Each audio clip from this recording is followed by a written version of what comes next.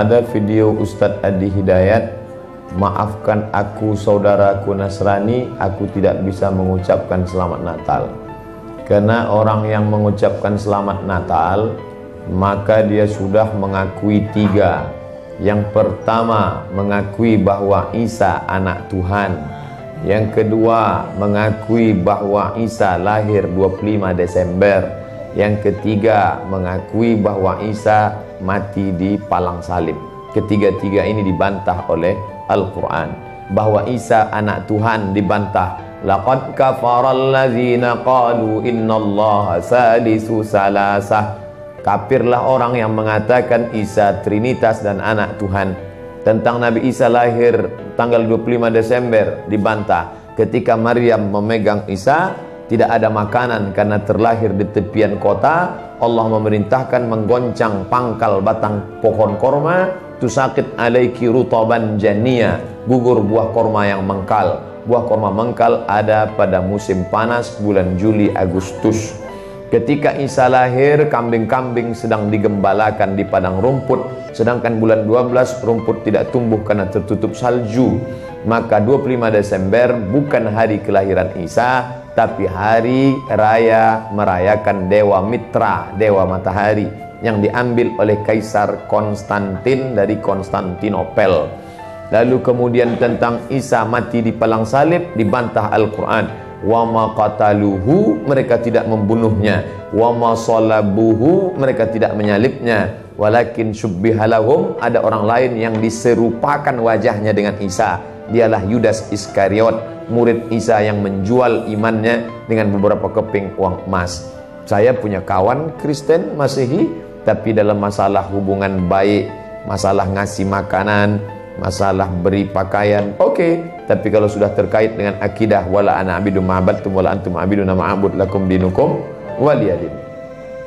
Tentang masalah tahun baru, apakah 1 Januari itu bersih, tidak ada hubung kait dengan agama? Maka tidak benar. 1 Januari 2018 Masehi, seolah-olah Masehi terkait dengan Al-Masih Isa alaihissalam.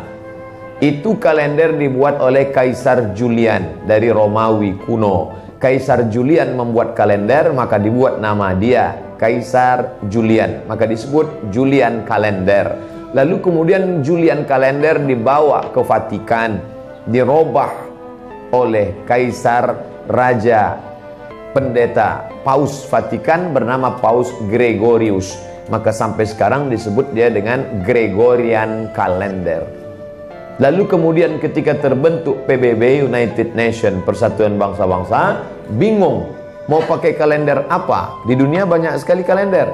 Maka diseragamkanlah, dipakailah Gregorian kalender. Yang sebelumnya kita kerajaan Pasundan, kerajaan Demak, kerajaan Riau, Sendripura itu pakai kalender Hijriah. Termasuk Yogyakarta pakai kalender Saka, karena Sultan Agung Jawa mengkawinkan antara kalender Jawa dengan kalender Hijriah. Karena ingin mendamaikan antara Jawa dengan Islam. Maka setiap menyambut tahun baru Saka sekaligus menyambut tahun baru Hijriah.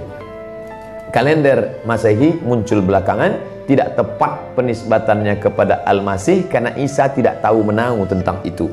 Itu murni diambil oleh Kaisar Gregorius yang diambilnya ke Vatikan menjadi Gregorian kalender. Jadi kita menyatakan tahun baru, betul tahun baru, tapi tahun baru Romawi. Tahun baru Romawi, jangan kaitkan kepada Isa alaihissalam, dia masih terkait. Adapun tahun baru Jepang tak ada terkait dengan akidah. Nah, ini tahun kalender yang baru. Tidak meyakini bahwa dengan kalender yang baru ini nasib berubah menjadi baru. Siapa yang asap malam itu paling banyak mengepul ke atas, maka rezekinya yang paling murah. Lalu membakar ayam sampai 2000 ekor. Nah, oleh sebab itu saya anjurkan anak-anak muda, remaja-remaja masjid, tanggal 31 malam tanggal 1 setiap masjid semuanya buat kajian, iktikaf, zikir, muhasabah, supaya jangan keluyuran ke sana kemari. Hanya 2 saja. Anak-anak muda pergi ke masjid mulai jam 10, jam 11, jam 12, jam 1, jam 2, atau habis isya tidur. Saya nggak bisa tidur Pak Ustadz, biasa malam kalau nggak bisa tidur habis isya makan antimo 2 nguap tidur langsung, itu saja.